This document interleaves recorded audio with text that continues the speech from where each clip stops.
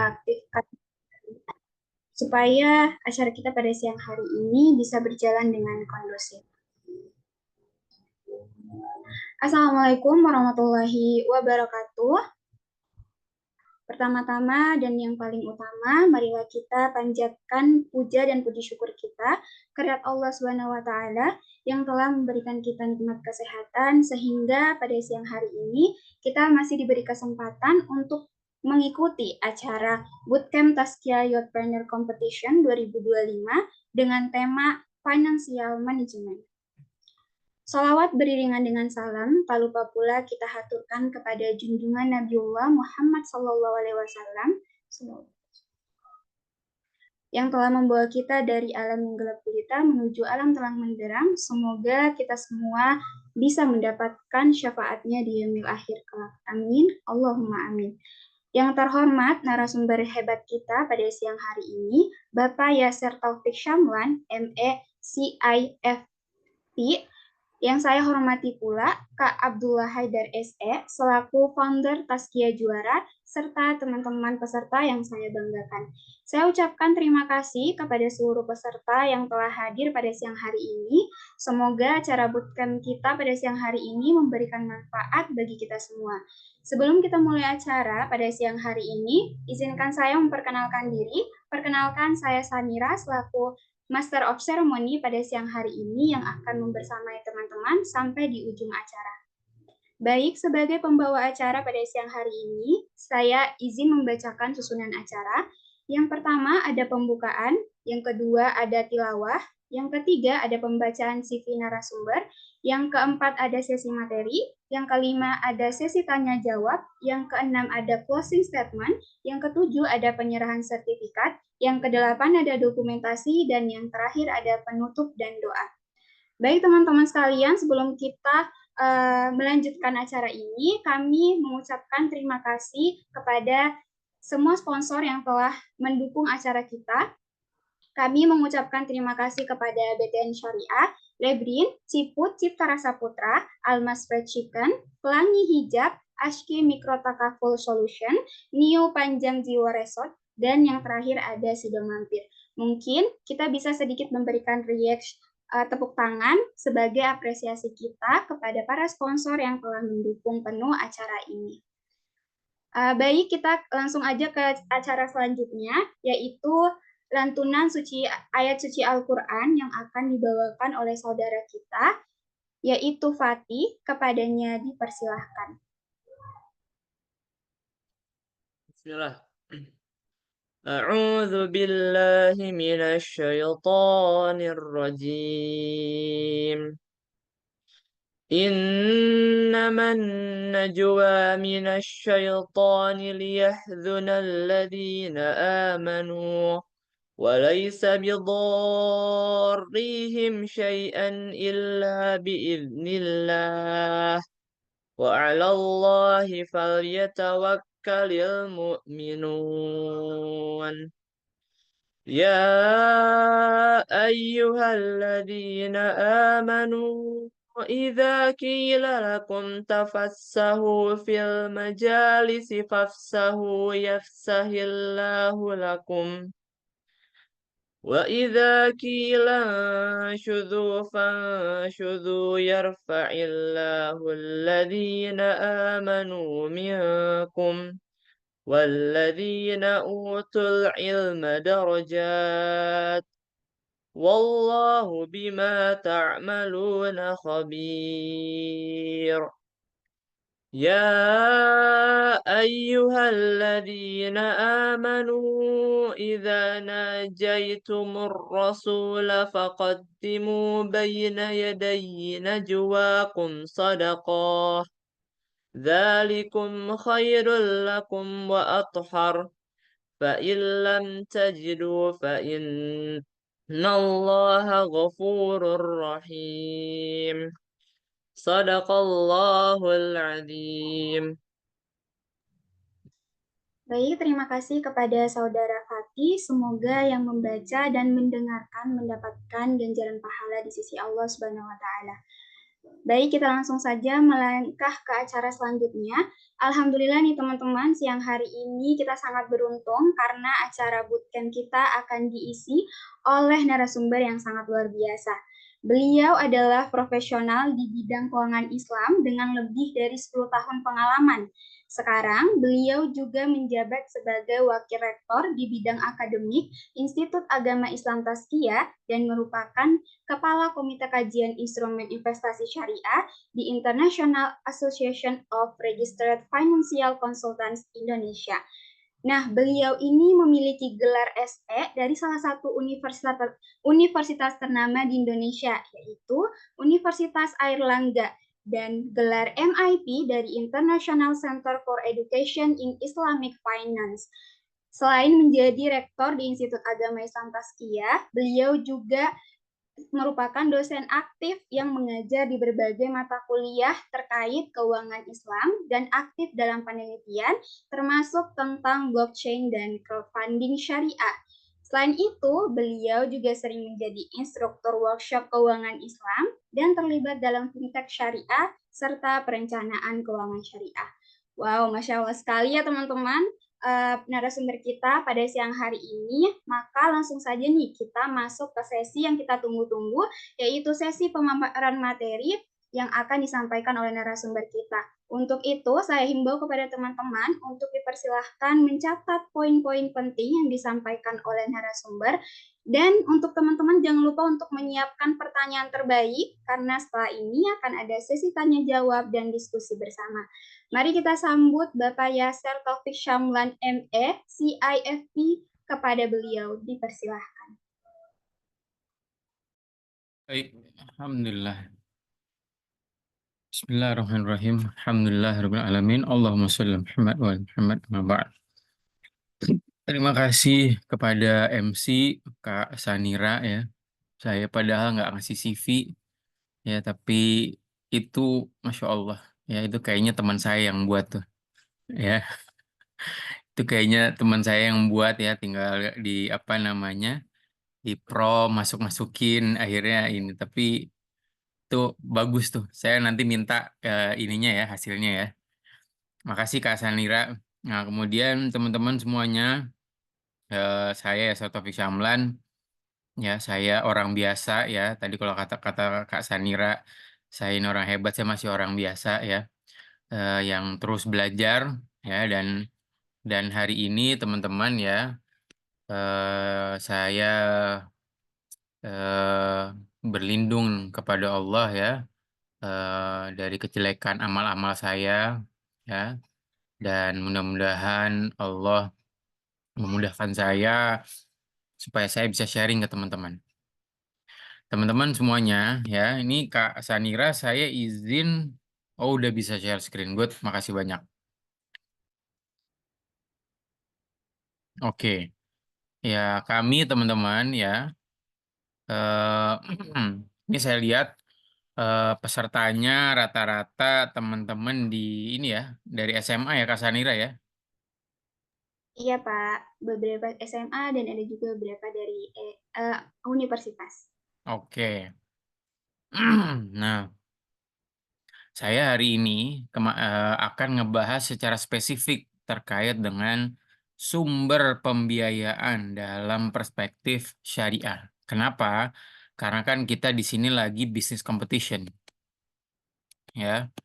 Kita sedang melakukan bisnis competition, ya. Jadi ketika panitia ngasih saya konteks tentang manajemen keuangan, Mankeu, ya. Saya lebih memilih untuk sharing ke teman-teman tentang sumber-sumber pembiayaan dalam perspektif syariah. Ya, saya yakin kalau teman-teman di kampus ya yang udah kuliah mungkin sudah terliterasi ya dengan aspek syariah dari pembiayaan. Tapi kalau teman-teman di SMA ya, ini mungkin menjadi suatu hal yang baru ya. Tapi teman-teman semuanya ya, saya berusaha semaksimal mungkin dan mudah-mudahan Allah memberikan kekuatan kepada saya supaya bisa menyampaikan materi ini dengan lebih simpel dan mudah dimengerti oleh teman-teman sehingga teman-teman bisa mengaplikasikannya ya dalam kehidupan sehari-hari.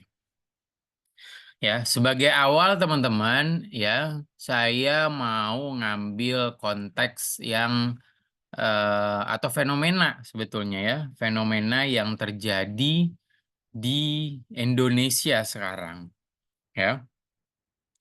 Fenomena ini luar biasa teman-teman ya, mungkin ada dari teman-teman yang pernah mendengar kasus fraud di e-fishery. Ada yang mau speak up? Ada yang pernah dengar? Monggo.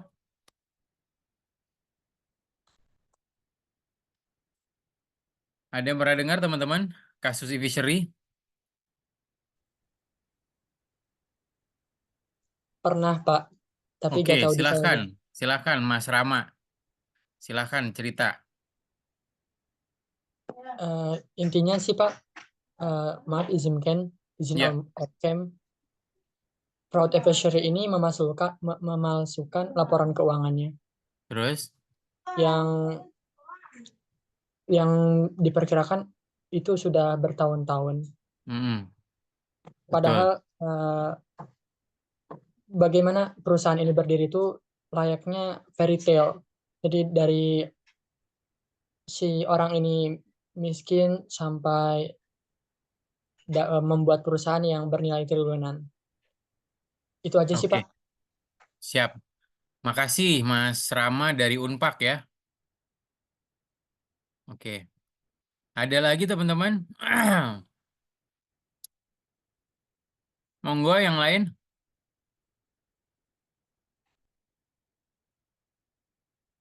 Oke.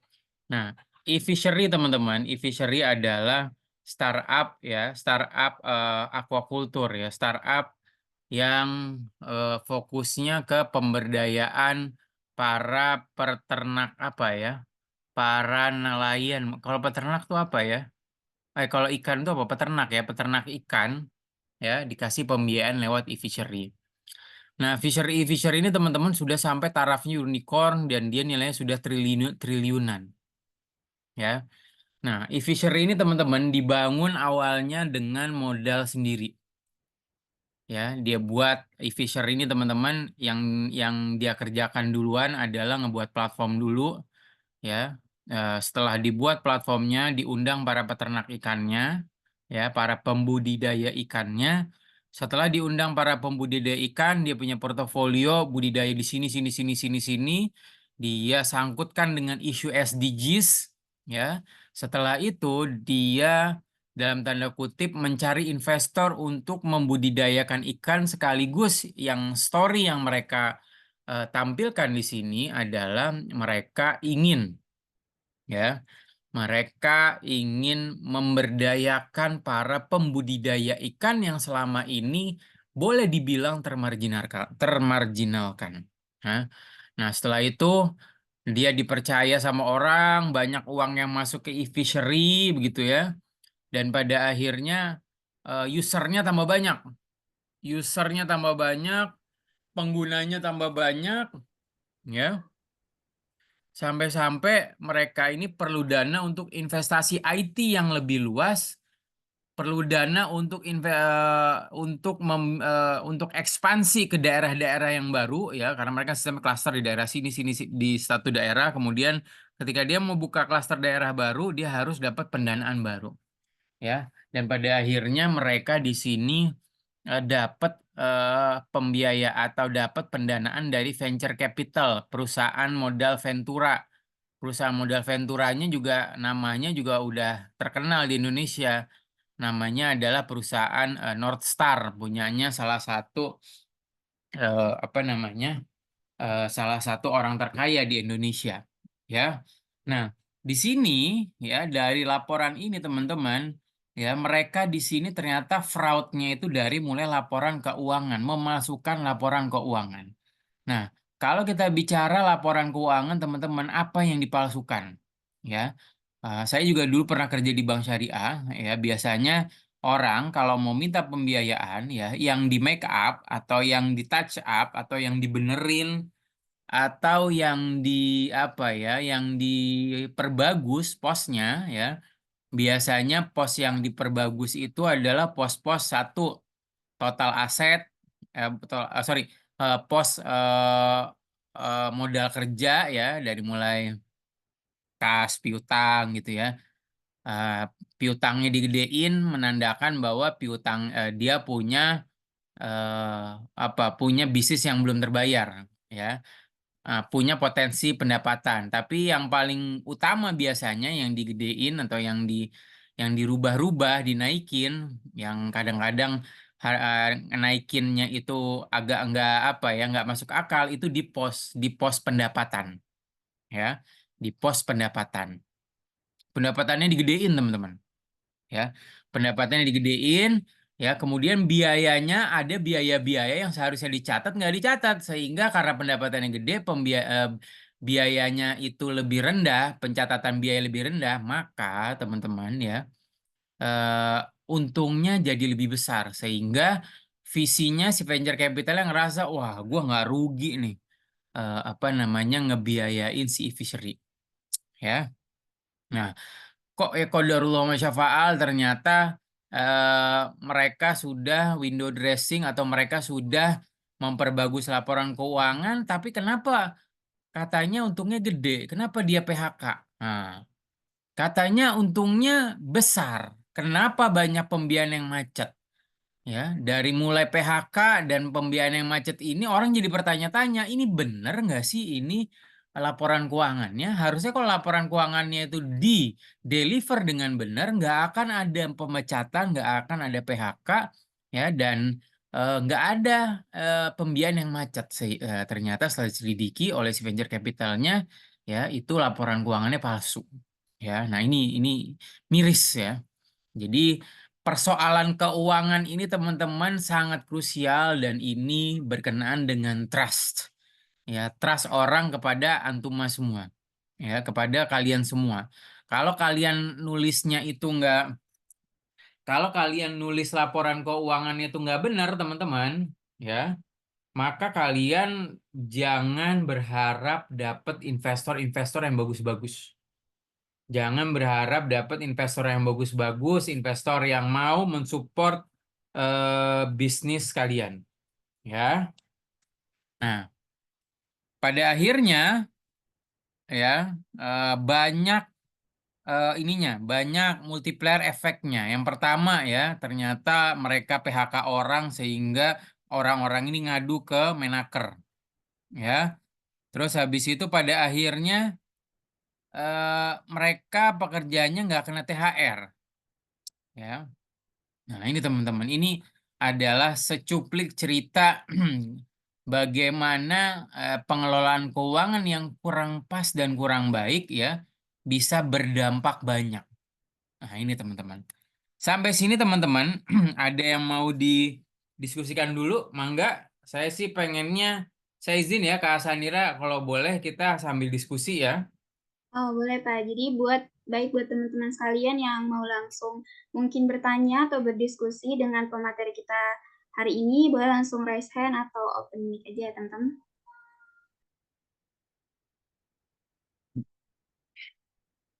Oke.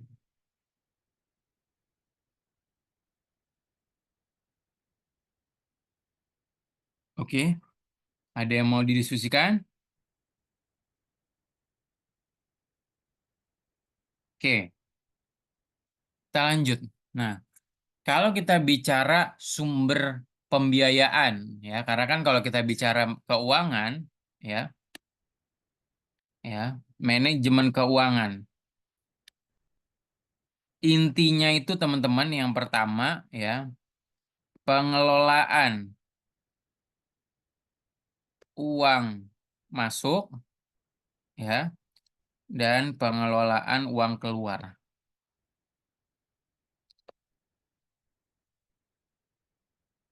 Intinya kita mengelola uang yang masuk dan uang yang keluar. Supaya apa? Yang pertama, ya, kita bisa memenuhi kewajiban ke pihak ketiga. Ya, yang kedua, selain kita bisa memenuhi kewajiban pihak ketiga, ya, kita juga bisa mencapai target. Ya, untuk mencapai target dan memenuhi kewajiban pihak ketiga, ya, kita di ekonomi syariah, di keuangan syariah itu punya solusi. Dan solusinya itu kita bukan bicara solusi yang hanya solusi duniawi. Karena sebagai muslim ya, sebagai muslim, cara pandang kita ini bukan kayak orang-orang sekuler yang mana memisahkan urusan dunia dengan urusan akhirat. Ingat teman-teman semuanya, kalian ini kalau berbisnis, kalian ini mengelola cash flow, kalian mengelola uang. Dan qadarul wa masyafa'al, ada hadis yang sahih bilang bahwa 2 dari 5 pertanyaan ketika kalian meninggal, pertanyaan di kuburan itu, yang pertama dari mana uang yang kalian dapat, sumbernya ini halal apa enggak, dan yang kedua, ini uang-uang yang kalian dapat ya, entah itu halal atau haram gitu ya, itu dipakai buat apa ya. Jadi manajemen keuangan ini teman-teman, jangan dikira ini kerjaan kita di dunia aja. Ketika kita punya uang kemudian kita salah menggunakannya, itu efeknya sampai akhirat. Dan Allah di sini yang maha detail, Allah di sini yang maha kuasa, dan Allah maha besar sehingga Allah tahu duit ini dapatnya dari mana dan dipakai buat apa. Oke. Nah, dalam Islam teman-teman, yang namanya sumber pembiayaan itu ya, baik itu dengan berbagai macam cara ya, kita harus menghindari 3 hal utama. Yang pertama, kita menghindari riba, yang kedua gharar, yang ketiga maisir. Ya. Riba, apa ini riba? Ya, riba ini tambahan, teman. Tambahan dari pinjaman. Tambahannya bisa dalam bentuk manfaat, bisa dalam bentuk materi atau uang. Maksudnya yang simpel gimana? Kalau saya pinjam uang 1 M, kalau bahasanya pinjem, artinya kalau pinjem, ngebalikinnya juga harus 1 M. Tapi kalau bahasanya investasi, nah ini nanti kita lihat akadnya. Karena kalau kita bahasanya investasi dan bukan minjem, di situ ada potensi kita untuk mendapatkan return atau bagi hasil atau margin ya, karena apa? Di situ ada risiko yang kita eh, hadapin. Sedangkan kalau pinjam meminjam, ada nggak resikonya? Sebenarnya nggak ada. Walaupun orang-orang bilang, kan saya ketika ngasih uang 1 M dalam waktu 1 bulan, saya bisa puterin uangnya 1 M. Dan saya bisa dapat uang sekian, makanya saya charge ini ke kamu sebagai bentuk bunganya. Nah, itu nggak bisa kayak begitu. Ya, kalau misalnya kita bilang ini kalau uang 1 bulan, uang 1 M saya putar 1 bulan, saya bisa dapat 5%. Ya, kalau gitu jangan dipinjemin orangnya, tapi investasi. Ya, masuk sebagai pemodal. Atau kita kasih pembiayaan pengadaan modal kerja. Ya, contoh misal, ada yang punya bisnis hijab. Ya, bisa dengan cara yang pertama ditanya, ini kalian bikin hijabnya gimana? Oh, saya maklun. Oke, maklun. Di mana tempat maklunnya? Di A. Oke. Kita hubungin si A. Berapa harga maklunnya? Harga maklun untuk 1000 piece adalah 1 M. Kita bayarin dulu 1 M. Kemudian itu barang jadi milik kita. Kemudian kita kasih ke orang yang mau bisnis apa namanya? Bisnis hijab tadi ya. Ya udah nih, saya beli 1 M, saya jual ke kamu 1,2 M. Mau apa enggak? Dia hitung-hitung dulu, oke masuk nih kayaknya. Nah, itu pembiayaan secara syariah begitu. Ya, itu untuk menghindari riba. Yang kedua itu goror. Goror ini artinya apa? Nggak pasti. Ya, contoh begini. Ya, kalau misalnya kita mau jualan pepaya, ya, kita mau jualan pepaya, kita datanglah ke petani pepaya. Ya, terus pada saat kita datang, posisi hari ini itu masih pohon-pohon semua. Langsung kita beli. Ini semua hasil pepaya 1 hektar ini ya. Nanti saya beli dengan harga 10.000 ya. Saya beli 10 ton. Pokoknya saya beli 10 ton. Nah ini nggak boleh teman-teman. Kenapa? Karena nggak pasti, bisa jadi ya hasilnya nggak 10 ton. Bisa jadi kurang, which is kalau kurang rugi kita sebagai pembeli, ataupun bisa jadi lebih. Kalau lebih rugi si petaninya. Makanya di sini harus ditunggu ya sampai dengan barangnya ada sehingga untuk menghindari goror tadi, ketidakpastian. Kemudian ada maisir, gambling, spekulasi. Ya, aspek spekulasi ini juga nggak boleh. Ya, aspek spekulasi juga nggak boleh. Oke. Nah, prinsip utama pembiayaan ya syariah. Yang pertama, adil dalam transaksi. Ya. Adil ini maksudnya apa? Transparan. Ya. Kalau kita ada nutupin ya suatu informasi yang material, kalau kita ada nutupin suatu informasi yang penting ke pembeli kita, ya, maka kalian nggak berkah si jual belinya. Ketika kalian nggak berkah jual belinya, ya, oke, di dunia kalian untung, ya, tapi di akhirat, ya, ini bentuk kecurangan yang akan Allah kejar ketika kalian di akhirat nanti. Ya.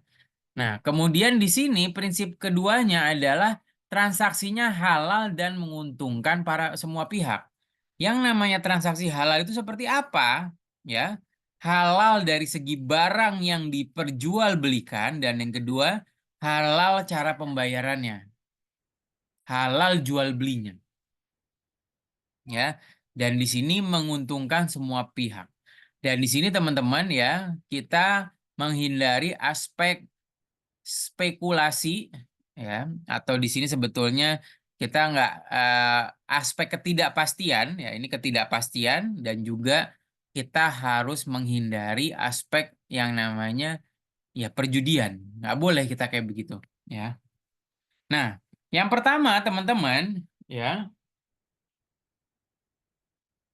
ada akad yang namanya akad eh, murabahah atau akad jual beli ya.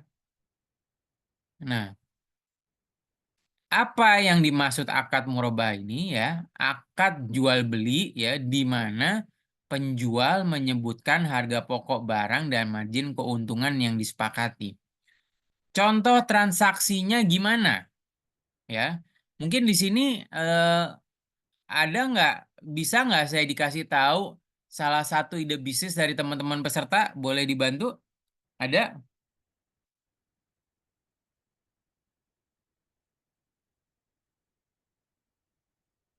Ada yang mau bantu teman-teman? Saya cek deh.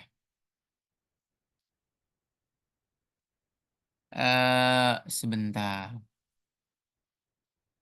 Di sini ada, ini MA Persis Tarogong Garut atas nama Agnia.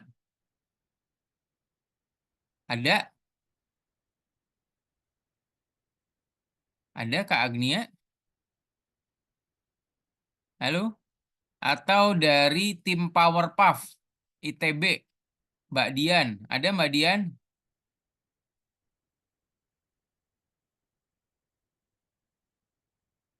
Halo lo? Ada Mbak Dian?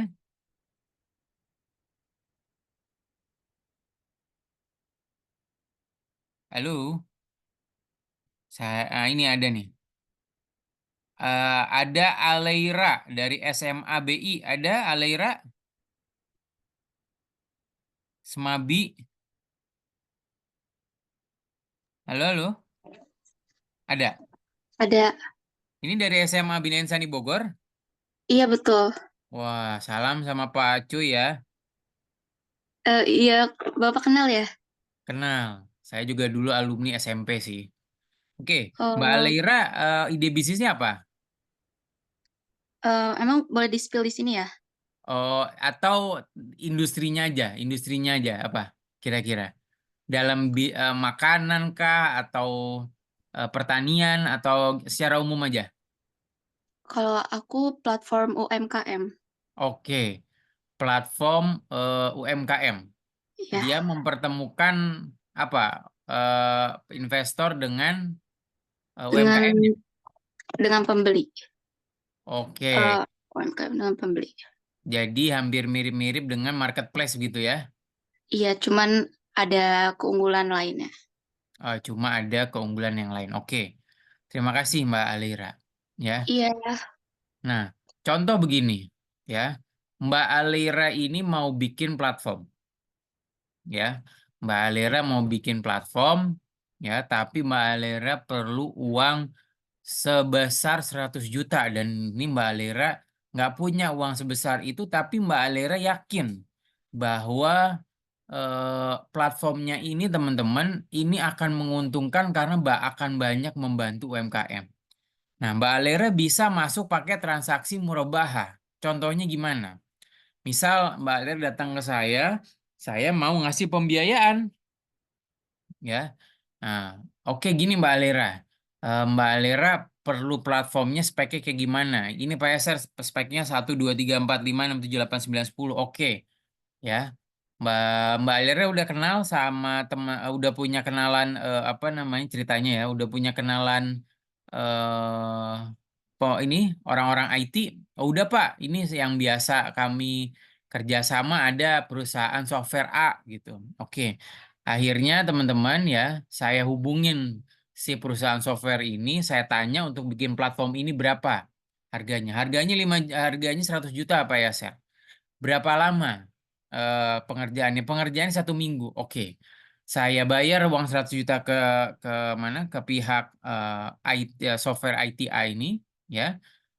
Setelah itu, setelah 1 minggu barangnya jadi, saya panggil Mbak Alira. Mbak Alira, ini platformnya udah jadi. Mbak Alira cek dulu, udah sesuai belum dengan permintaan Mbak? Oh, udah Pak Yaser. Oke, kalau gitu saya jual platform ini ke Mbak Alira 150 juta. Karena saya belinya 100. Nanti silahkan Mbak Alira cicil, ya. Silahkan Mbak Alira cicil selama 10 bulan sehingga setiap bulan Mbak Alira cicil ke saya 15 juta. Itu teman-teman namanya transaksi murabahah, ya. Nah, transaksi murabahah, ya, di mana saya sebagai penjual itu menyebutkan harga pokoknya berapa, kemudian saya menyebutkan harga atau marginnya berapa, ya. Nah, teman-teman semuanya, akad murabahah ini, ya, akad murabahah ini mempunyai beberapa keunggulan. Yang pertama adalah transparansi dalam harga, ya. Ya, saya tadi kan bicara pada saat saya jual ke Mbak Alira, ya, saya bilang saya belinya 100, saya jual 150, ya. Dan di sini sangat mudah untuk diterapkan sebetulnya murabah ini, ya. Asal ada barangnya, baik itu barang yang berbentuk fisik ya ataupun barang yang berbentuk non fisik seperti aplikasi tadi, ya. Yang jelas kalau di murabah ini teman-teman, aplikasi tadi atau barangnya tadi ketika ada jual beli, ya, proses jual beli itu langsung ada perpindahan kepemilikan dari saya ke Mbak Alira. Nah, kelemahannya apa? Ya, kelemahannya umum ya, yakni apa? Bergantung pada kejujuran pihak-pihak terkait. Nah, ini yang berat. Bergantung kepada kejujuran pihak-pihak terkait. Nah, ini berat nih. Oke. Nah, kemudian yang kedua, teman-teman. Ada akad musyarakah. Ya. Nah, akad musyarakah ini, teman-teman, ya, Ini adalah akad kerjasama, ya, di mana dua atau lebih pihak menggabungkan modal untuk usaha dan berbagi keuntungan ataupun kerugian. Ya, apa keunggulannya? Ya, berbagi resiko dari keuntungan. Ya, sorry, keunggulannya ya berbaginya itu nggak hanya keuntungan aja, tapi resiko. Karena musyarakah ini atau akad-akad kerjasama itu sering dibilang profit and loss sharing. Profitnya di sharing, lossnya juga di sharing. Ya, nah ini keunggulannya ya ini cocok untuk bisnis-bisnis yang besar-besar gitu ya. Nah, tapi kelemahannya teman-teman ini kompleks dalam pengelolaan. Kenapa kok kelemahannya kompleks dalam pengelolaan? Ya, ini saya mau I want to call. Saya mau call teman-teman lain ya. Di sini, oh ini ada Kak Rima Mutiara. Ada Kak Rima Mutiara? Kak Rita Mutiara, sorry, dari Universitas Udayana.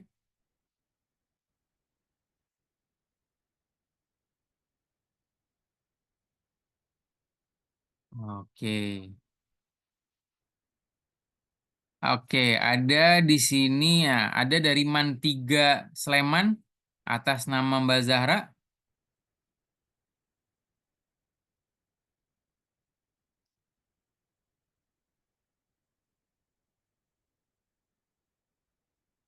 Oke. Ini ada Mas Rizky Romadoni ada?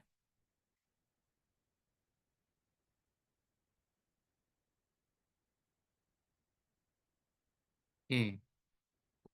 Nah, teman-teman, ya, kalau kita bicara akad musyarakah, ya, contohnya gimana? Contoh, saya punya usaha, ya, ada usaha, ya, itu memerlukan modal 10 juta. Ya. Nah, kemudian orangnya ini ya datang ke A, B, dan C. Ini orangnya ini D namanya. Kemudian orang ini pitching lah. Orang ini pitching dan A, B, dan C ini teman-teman ya itu sepakat untuk menjadi investor ya, untuk bersama-sama menjadi investor ke si D ini. Ya, si D ini dari modal 10 juta dia sudah ngeluarin modal 3 juta. Artinya modalnya 30%. Kemudian si A ini dia mau masuk di 20 juta. Artinya 20%. Si B ini masuk ke 40 juta atau 40%. Si C masuk 10%. Ya. Nah, ini contoh ini sesuai dengan pengertian musyarakah yang ada di kotak atas ini. Ya, bahwa akad kerjasama di mana dua atau lebih pihak menggabungkan modal untuk usaha dan berbagi keuntungan ataupun kerugian. Nah, kembali lagi ke kasus ini, ya, suatu hari, ya, bisnisnya itu untung 100 juta. Nah, ketika untung bisnis 100 juta, ini untung ya, ini profit ya. Profitnya 100 juta artinya udah dikurangi biaya-biaya. Nah, terus gimana?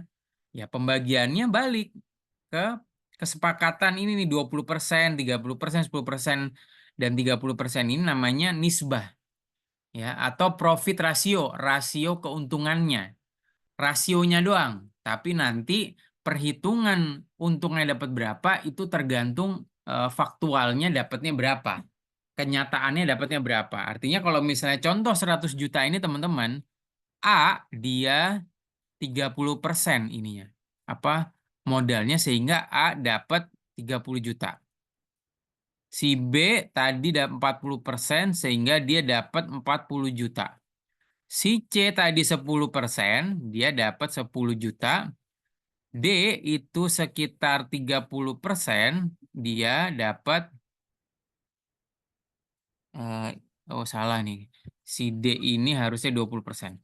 Si D ini 20% sehingga dia dapat 20 juta. Ya. Nah, ini ketika profit. Kalau profit ya apa namanya dihitung berdasarkan proporsi proporsi modalnya. Tapi kalau rugi gimana? Ya. Contoh, dia rugi 50 juta. Rugi 50 juta dan ini dia perlu uang 50 juta untuk bayar suppliernya. Nah, kalau yang atas ini adalah ketika profit. Ketika profit dibagi-bagi. Nah, bagaimana dengan ketika rugi? Berarti kalau ketika rugi teman-teman, si A itu menanggung rugi 30% dari 50 juta, which is 15 juta. Si B, ya, itu berapa tadi? 40% dari 50 juta, which is 20 juta. Si C, dia cuma nanggung 5 juta. Si D, dia nanggung 10 juta. Nah, ini yang namanya profit and loss sharing, teman-teman. Profitnya dibagi berdasarkan nisbahnya tadi. Nisbahnya tadi A-nya itu 20%, B-nya itu 40%, C-nya itu C-nya itu 10%, D itu berapa nih? 20% juga. Ya. Nah, begitu juga kalau rugi ya balik lagi ke sini. Oke? Sampai sini ada yang mau didiskusikan dulu teman-teman? Mangga.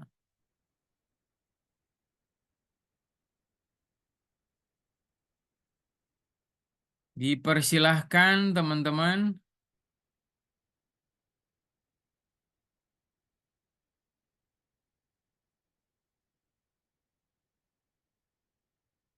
Dipersilahkan.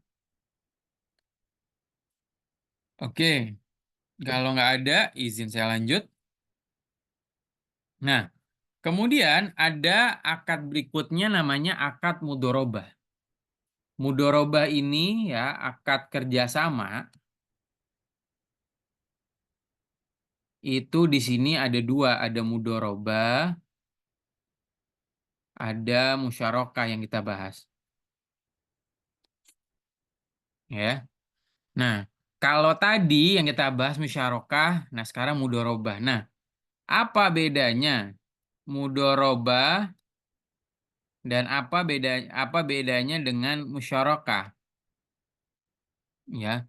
Yang pertama teman-teman, kalau dari segi modal, ini modal 100% milik investor. Oke. Kemudian kalau musyarakah modalnya ya itu modalnya itu kalau mudharabah ini satu investor biasanya. Ya. Satu investor ngasih 100% kebutuhan modal, tapi kalau musyarakah ya minimal 2 investor. Nah, minimal 2 investor. Sehingga teman-teman, kalau kita bicara kepemilikan, ketika kita bicara kepemilikan, akad mudharabah ini yang 100% ini teman-teman, walaupun ide usahanya itu dari kita, ya, walaupun ide usahanya dari kita, ya, kalian atau kita nggak bisa petantang-petenteng ngakuin bahwa ini usaha gua. Kenapa? Karena kalian pakai akad mudharabah yang 100% di biaya investor, sehingga kepemilikan di akad mudharabah murni 100% milik investor. Ya. Nah, kalau di musyarakah kepemilikannya sesuai porsi modal. Ya. Nah, ini teman-teman ya. Kalau mudharabah itu satu investor ngasih 100%, kalau musyarakah minimal 2 investor ya. Porsi modalnya tergantung kesepakatan.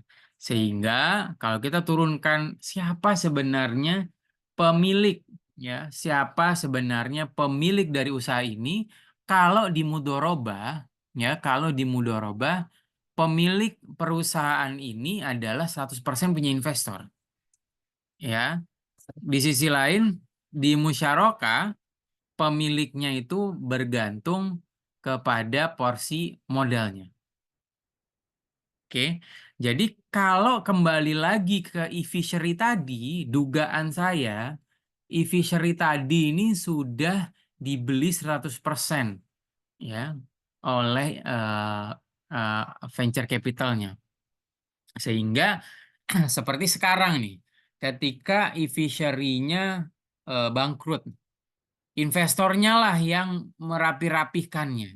Investornya ngeganti CEO-nya, nanti orang keuangannya diganti sama orang keuangan yang dipercaya oleh si investornya. Ya. Nah, apa keunggulannya? Di sini keunggulannya ini cocok sekali buat teman-teman yang punya ide usaha tapi nggak punya uang sama sekali. Nah, biasanya mudorobah ini yang ngasih itu kita sebut angel investor gitu ya, atau investor besar atau investor yang nggak angel juga, atau investor yang berani ngambil resiko ketika dia ada yang presentasi ide bisnis gitu ya. Dan dengan adanya mudoroba ini juga mendorong inovasi ya, karena biasanya kalau produk-produk inovatif yang baru-baru ya itu biasanya siapa namanya si pengusahanya tuh hanya punya ide tapi nanti si dananya dari investor, nanti tinggal janjian aja sama investor ini hak patennya atas nama siapa ya. Nah, kelemahannya sama dengan musyarakah, resiko pengelolaan tidak efisien. Kelemahannya mudoroba dan musyarakah itu ada di satu, di pelaporan usaha atau pelaporan keuangan. Ya. Ingat teman-teman ya, kalau kita bicara laporan keuangan ya, kalau kita bicara laporan keuangan, oke. Ini erasernya ada nggak ya? Oke. Kalau kita bicara laporan keuangan teman-teman atau laporan laba rugi ya, itu kan ada penjualan dikurangi HPP. Setelah itu nanti ada gross profit dikurangi biaya operasional. Baru nanti kita dapat laba bersih. Nah, tantangannya di sini teman-teman ya. Kalau kita bicara laporan income statement atau laporan laba rugi, ini adalah laporan yang dijadikan dasar untuk bagi hasil. Apanya yang dijadikan dasar bagi hasil? Ya ini nih, si laba bersihnya ini. Tantangannya teman-teman adalah bagaimana kita sebagai investor itu memastikan ya bahwa biaya-biaya yang diakui itu benar-benar bahwa itu biaya real dan bukan biaya yang mengada-ngada. Sehingga di sini teman-teman ya perlu kejujuran dari si ininya, perlu kejujuran dari pengusahanya ya. Kejujurannya buat apa? Ya kalau ada biaya yang memang nggak masuk jangan dimasuk-masukin. Ya. Karena kadang-kadang gini, begitu penjualannya naik, penjualan naik. Tapi ketika penjualan naik tiba-tiba dia ini ya, tiba-tiba dia merasa kan gua yang tiap hari kerja, yang tiap hari nyari penjualan, kenapa investor dapat banyak ya? Ya udah deh. Kalau misalnya penjualan 1 M, investor dapat untung 400 juta. Capek dong kita. Kita yang kerja, kita dapat sedikit. Ya, akhirnya dia ngebuat satu pos biaya tertentu, dinaikinlah. Ada satu pos biaya tertentu, dibuatlah satu pos biaya tertentu sehingga biayanya yang tadinya 600 juta naik jadi 800 juta sehingga profitnya turun dari 400 ke 200. Sehingga objek bagi hasilnya juga turun. Ya, yang tadi dia ceritanya memanipulasi biaya-biayanya, which is ini nggak diperbolehkan dalam Islam. Ya. Nah, kemudian teman-teman ya ada akad ijaroh. Akad ijaroh ini akad sewa menyewa. Nah, apa realnya? Apa realnya? Kayak contoh tadi Mbak Alira. Mbak Alira punya platform. ya, punya platform. Mbak Alera ketika punya platform ini punya dua pilihan. Yang pertama, Mbak Alera buat sendiri. Yang kedua pilihannya ya white label ke orang lain. Kalau buat sendiri artinya apa? Mbak Alera harus ngeluarin duit sendiri, dan itu ketika uangnya dikeluarkan jadi biaya investasi dan jadi aset. Nah, jadi aset, kemudian pas apps-nya udah jadi, Mbak Alera juga harus ngeluarin biaya operasional, harus ngeluarin biaya maintenance, yang mana itu memberatkan buat platform-platform baru. Ya, makanya di sini ketika kita nggak mampu untuk bayar biaya investasi, ya, kita bisa menggunakan skema lain dengan menyewa ijaroh nih. Ijaroh itu akad sewa menyewa, dengan kita menyewa platform orang. Menyewa platform orang ya, misal nih, kalau contohnya aja Shopee platformnya udah bagus dan dia menerima white label. Ya udah, kita sewa aja si platformnya Shopee, namanya diganti, atas namanya diganti, kita bayar biaya instalasi. Setelahnya setiap bulan kita sewa per pemakaian. Kalau kita pakai banyak, kita sewa banyak. Kalau makainya dikit, kita pakai dikit. Nah, ini pola-pola sewa menyewa. Ya, yang disewain apa? Bisa barang, bisa jasa. Ya, dan di sini fleksibel sekali, ya, terutama untuk kita yang belum punya uang. Ya, dan di sini kita nggak mengakui sebagai aset kita, sehingga kalau kita nggak memiliki barang tersebut, ya, kita nggak kita nggak perlu menurunkan atau kita nggak perlu menyusutkan, ya, kita nggak perlu menyusutkan si asetnya ini, ya, dan kita nggak perlu repot-repot ngeluarin biaya maintenance, ya. Nah, tapi di sini kelemahannya bergantung pada pemeliharaan barang yang disewa. Maksudnya apa? Contoh tadi kalau kita white label ke Shopee, ya, iya kalau mereka orang yang kita sewa platformnya ini maintenance-nya bagus. Kalau platformnya di maintenance dengan bagus, otomatis kita juga akan dapat ketiban efek positifnya. Tapi kalau si platformnya ini di maintain dengan nggak bagus, kita dapat efek negatifnya. Nah, ini kurang lebih ini namanya akad ijarah. Nah, kemudian akad-akad lainnya teman-teman, ya, kita bisa juga menggunakan akad pinjam meminjam.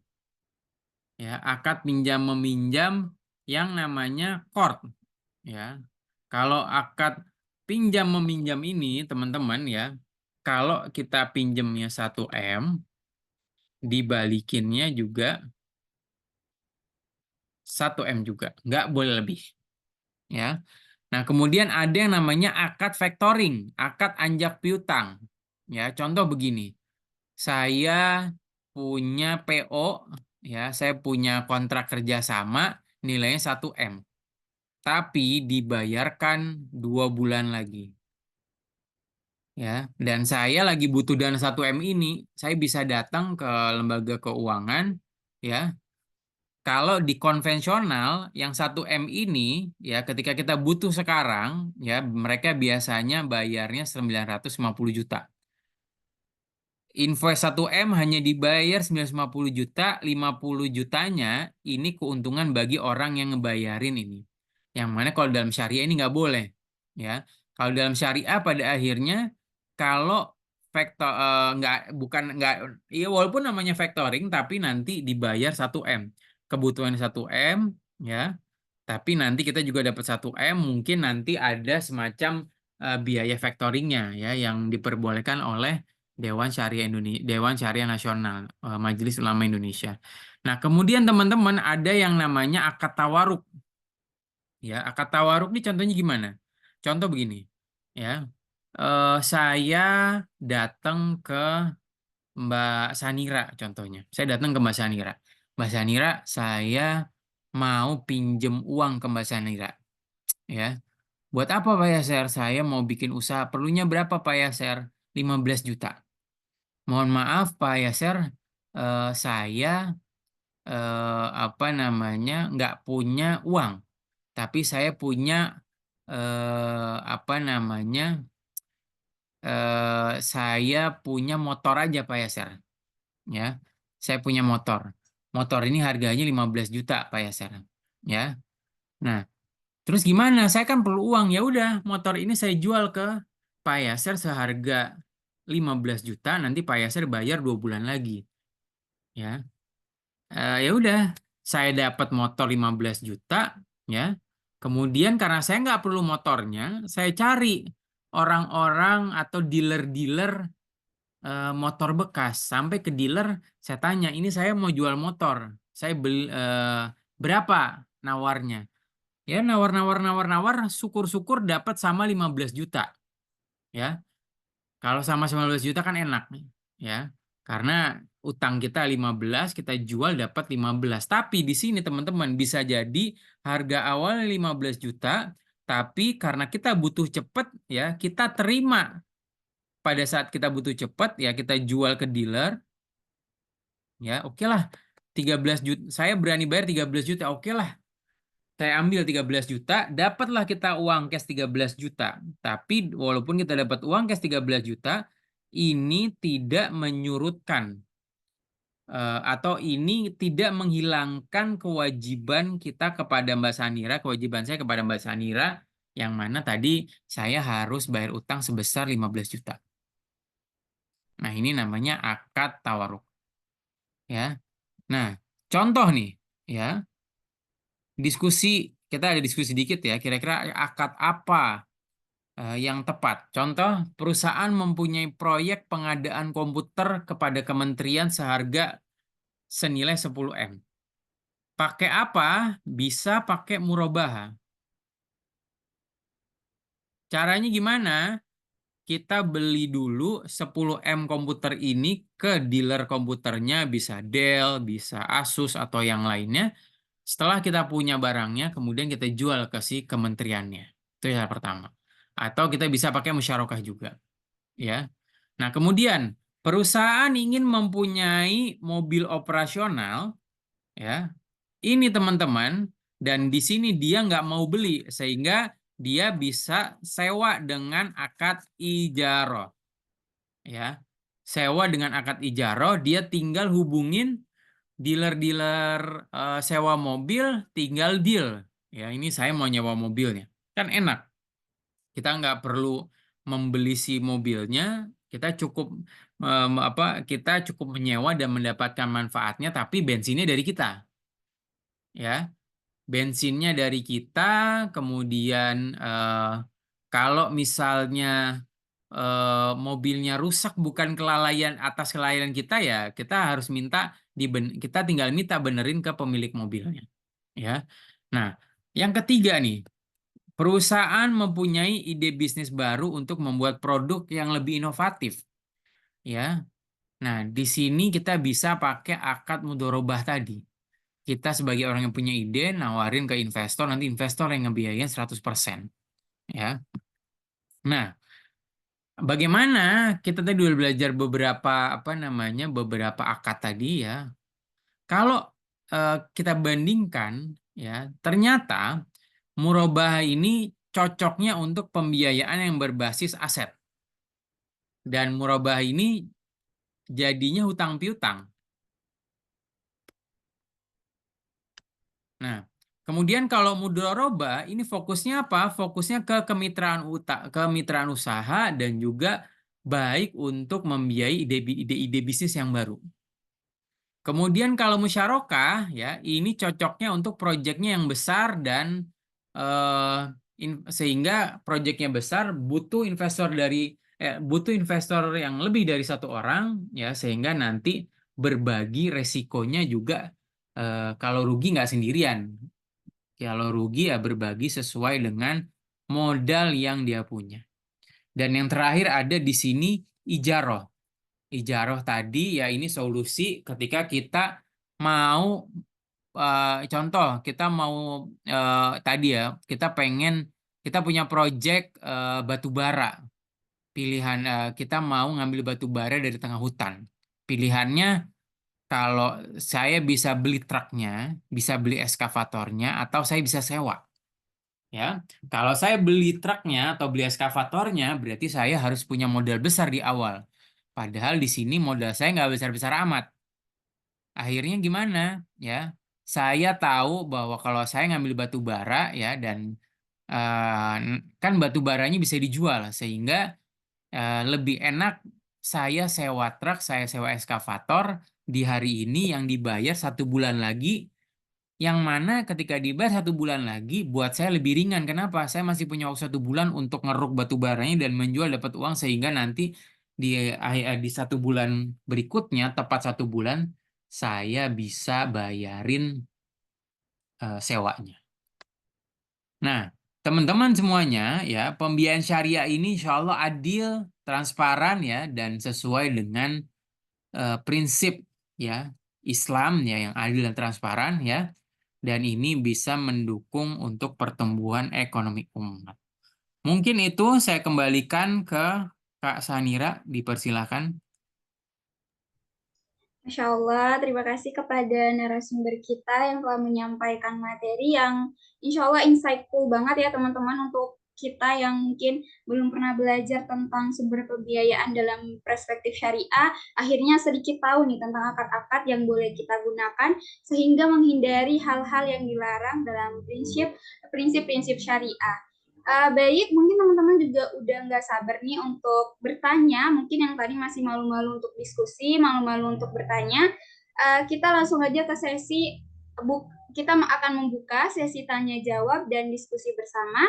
Dipersilakan untuk teman-teman menggunakan fitur raise hand. Jika tidak bisa mengaktifkan mic-nya, bisa langsung mengetik di kolom pesan.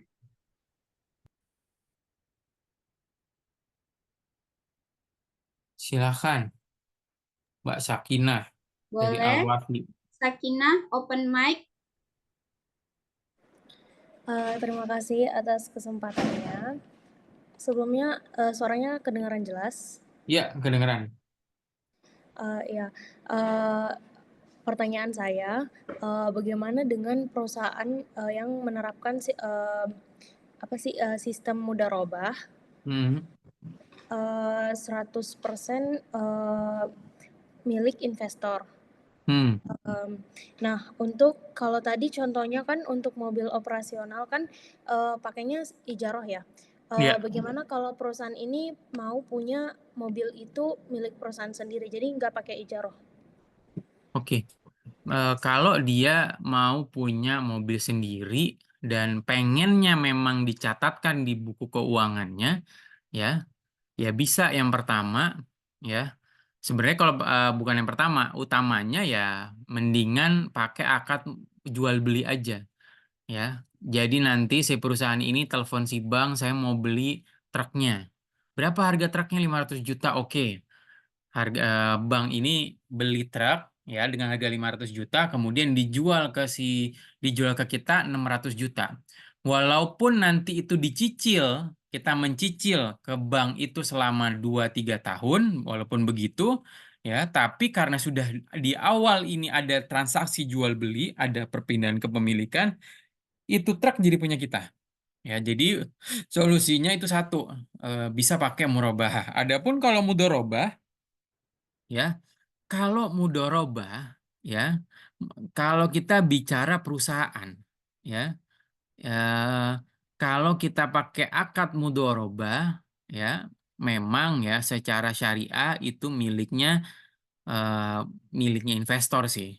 Ya lebih enak juga buat kita gitu. Kita hanya pengguna aja sebetulnya. Ya, tapi kalau ya itu kalau mudharabah, tapi kalau misalnya mau memiliki dan BPKB-nya atas nama kita, STNK-nya atas nama kita, ya pakai murabahah. Kalau mudharabah tadi ya secara syariah BPKB sama STNK-nya ya harus atas nama investor. Ya, bisa nggak itu BPKB sama STNK atas nama kita, bukan atas nama investor. Bisa aja, tapi biasanya ya BPKB-nya ditahan oleh investor sampai kita lunas. Begitu lunas, BPKB-nya dikembalikan ke kita. Kenapa kok BPKB-nya harus ditahan ya? Investor lemah kalau BPKB-nya nggak ditahan. Kenapa? Ya karena kan kalau mau jual beli harus ada bukti pemilikan kendaraan bermotor gitu, BPKB tadi. Jadi kalau udah ini dana 100% dari investor, STNK-nya dipegang sama si kita dan BPKB di kita. Ya, kita bisa aja jual kapanpun gitu dan gitu. Kalau kita misalnya nakal ya kita bisa begitu. Wallahu alam, mungkin begitu Kak Sakina. Bagaimana Terima untuk kasih, Kak Pak. Sakina? Apakah Kalau- ada jawab? Kalau Kak Sakina ini kelas berapa kelas? Kelas berapa Kak Sakina? Kelas 10.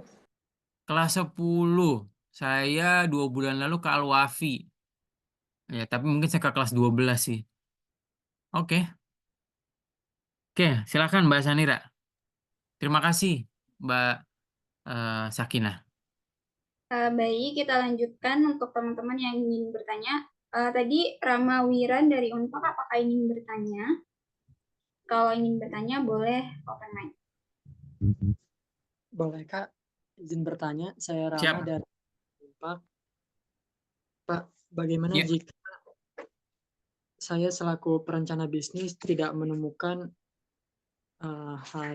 biaya yang pasti gitu di komponen biayanya, itu bisakah saya hanya melakukan pendekatan saja gitu, tidak menggunakan biaya yang pasti?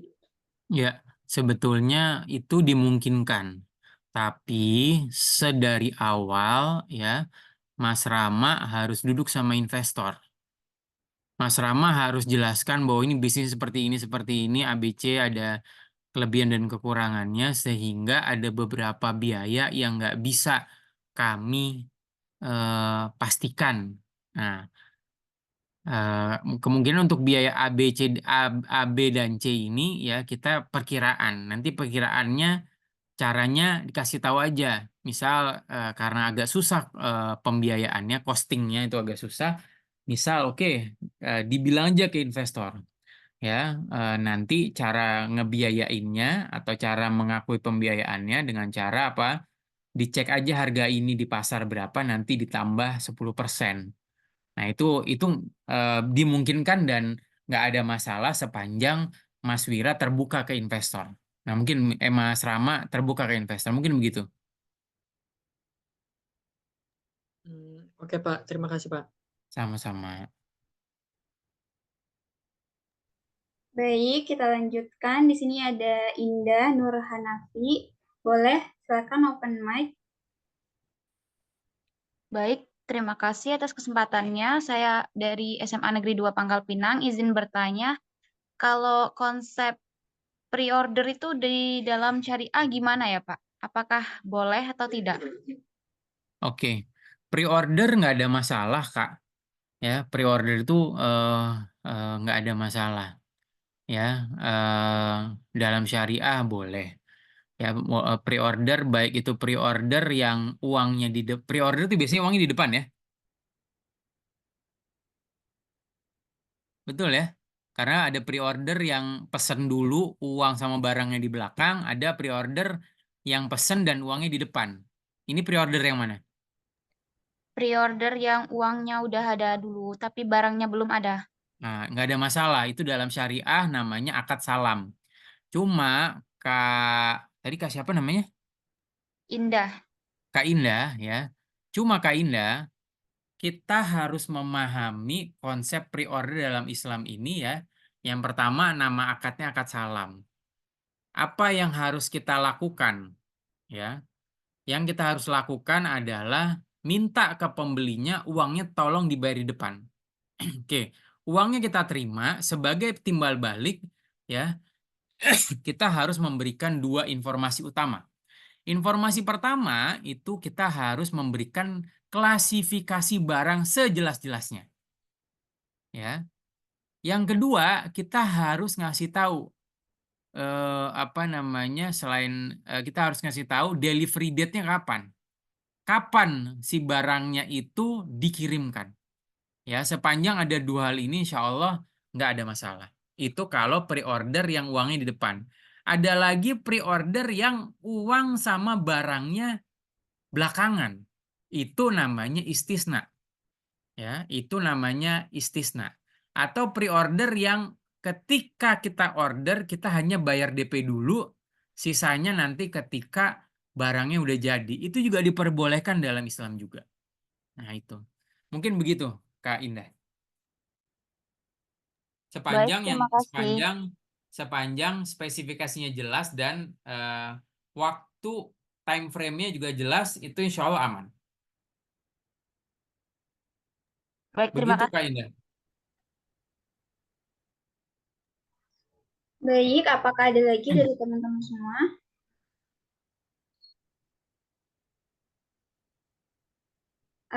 Kalau misalnya tidak ada lagi, mungkin kita cukupkan 3 pertanyaan aja teman-teman, karena waktu juga semakin dekat untuk asar.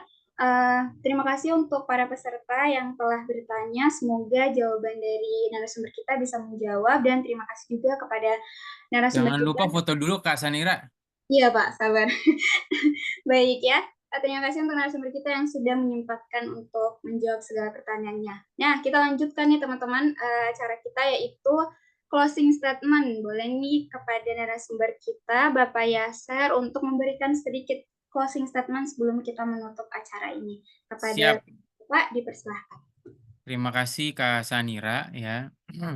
Saya merasa senang dan merasa terhormat untuk bisa ada di forum yang sangat keren ini ya. Saya lihat pesertanya itu dari dalam negeri, itu dari ujung Aceh kayaknya ada, dari Sumatera ada, dari Denpasar pun ada, saya lihat dari Unut tadi ada, kemudian dari Mataram pun ada ya. Dan saya teman-teman ya, kalau kita sebagai Muslim ya, selalu ingat bahwa ketika kita berbisnis nggak boleh kita punya pemikiran bahwa ini bisnis yang gue jalanin ini ada urusan dunia gue, enggak. Bisnis yang yang kalian jalanin ya, ini adalah kerjaan kalian di dunia ya, tapi ya kalau kalian nggak jujur itu efeknya sampai ke akhirat kalian. Jadi ketika kalian berbisnis, buat bisnis kalian dengan baik, kerjakan semuanya dengan baik, dan berperilaku jujur. Karena pedagang yang jujur, pedagang yang baik, ya itu akan memberikan keberkahan, ya bukan hanya kepada dirinya, tapi juga kepada orang lain. Ya, jadi itu teman-teman. Terima kasih banyak. Selamat bertanding. Ya, nanti kita bisa jumpa di Bogor. Ya, nanti saya akan sapa kalian di Bogor ya, dan nanti kita spill ya. Nanti kemungkinan insya Allah akan ada angel investor yang akan jadi ini kalian. Ada angel investor yang akan jadi juri kalian ya. Jadi kalau bisnisnya bagus ya, mungkin akan dibiayai oleh mereka. Ya, terima kasih banyak teman-teman. Saya kembali ke Sanira. Terima kasih atas closing statement-nya, Pak. Semoga closing statement ini menjadi inspirasi baru untuk kita semua dan semangat baru untuk teman-teman yang akan bertanding.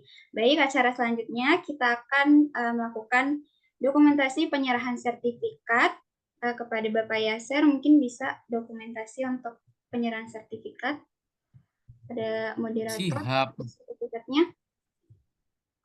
Terima kasih. 1, 2, 3, senyum.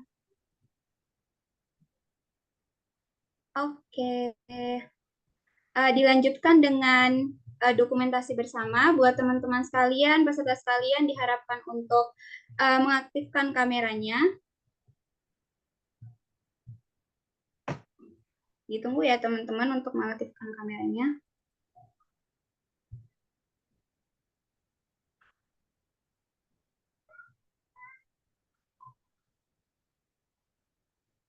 Baik, kita mulai.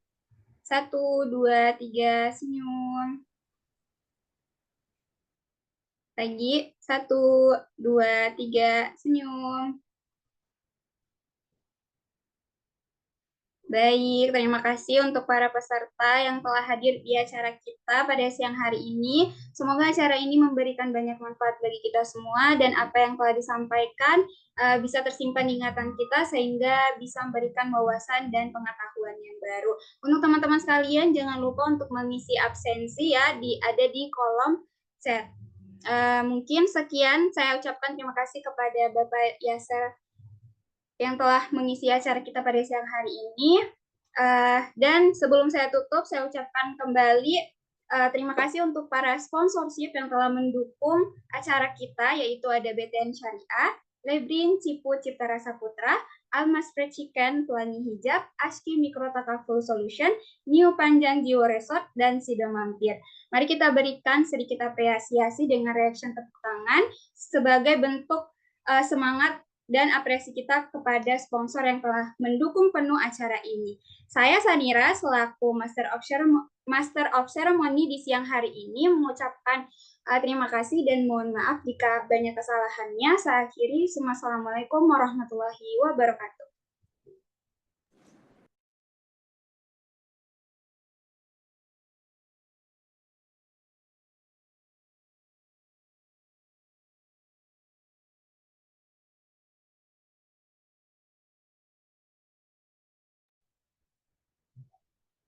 Teman-teman, untuk yang belum keluar, boleh kita doa dulu untuk penutup. Maaf, doanya akan dipimpin oleh Muhammad Hilmi. Kepada Hilmi dipersilahkan. Baik, bismillahirrahmanirrahim. Sebelum kita menutup acara pada siang hari ini, mari kita berdoa terlebih dahulu agar diberi kesuksesan dan juga mendapatkan ilmu yang bermanfaat. Astaghfirullahaladzim, astaghfirullahaladzim, astaghfirullahaladzim. Rabbana zalamna anfusana wa illam taghfir lana wa tarhamna lanakunanna minal khasirin. Rabbana ighfir lana wa liwalidayna wa lil mu'minina yawma yaqumul hisab. Allahumma inni as'aluka ilman nafi'a wa rizqan wasi'a wa amalan mutaqabbala. Allahumma arinal haqqa haqqan warzuqna ittiba'ah wa arinal batila batila warzuqna ijtinabah. Hasbunallah wa ni'mal wakil, ni'mal maula wa ni'man nasir. Hasbi Allahu indad dunya, hasbi Allahu indal akhirah, hasbi Allahu indal maut, hasbi Allahu indal kubur, hasbi Allahu indal hisab, hasbi Allahu la ilaha illa huwa, alaihi tawakkaltu wa huwa rabbul arshil azim. Rabbana la tuzigh qulubana ba'da idh hadaitana wa hab lana min ladunka rahmah innaka antal wahhab.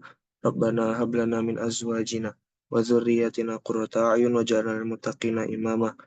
Rabbana atina fid dunya hasanah wa fil akhirati hasanah wa qina adzaban nar. Subhana rabbika rabbil izzati amma yasifun. Wassalamun alal mursalin walhamdulillahi rabbil alamin. Assalamualaikum warahmatullahi wabarakatuh. Waalaikumsalam warahmatullahi wabarakatuh. Amin. Allahumma amin. Terima kasih kepada Saudara Hilmi. Baik teman-teman, mungkin acara kita sampai di sini aja. Terima kasih untuk para peserta yang telah hadir. Jangan lupa untuk isi link absensi kalian di kolom chat. Saya Sanira pamit undur diri. Wassalamualaikum warahmatullahi wabarakatuh. Waalaikumsalam warahmatullahi wabarakatuh. Semangat semuanya.